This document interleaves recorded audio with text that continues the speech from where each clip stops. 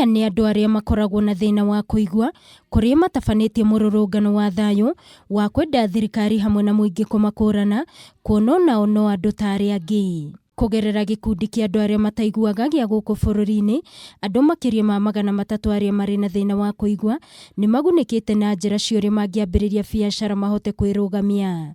Charles Kimanzi nĩ ũmwe wa arĩa magunĩkĩte kũgerera gĩkundi gĩkĩ. We have some few challenges here and there.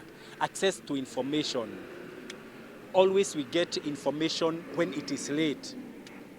And the hearing, they get the information first hand, but the deaf, it becomes a challenge when we get the information late. Kimanzi akiuga ota andũ arĩa marĩ na wathe wa kũigua nĩ matigagwo na thutha maũndũ-inĩ mamwe, na ũguo harĩ bata ona thirikari gũkorwo na andũ mangĩmateithĩrĩria ona rĩrĩa mathiĩ gũcaria motungata ma mũingĩ. Deaf are just left at home.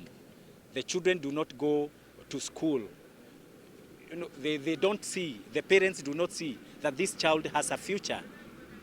About interpreters, the interpreters are there and they can help to solve any communication barrier. Mwena-inĩ wake Elizabeth Kamala kuma gĩkundi gĩkĩ nĩ ahinyĩrĩirie bata wa gũkuruhania andũ ta aya mataiguaga ona mawĩra-inĩ ma thirikari. The deaf people, and we want the people around here in these peaceful demonstrations, they should know that we are having a right. We have different activities we can do.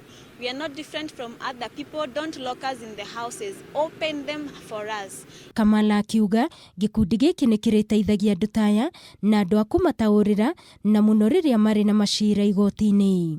Ngĩribotera Kameme TV mohoro matũra-inĩ, niĩ njĩtagwo Wangũi wa Mũirũrĩ.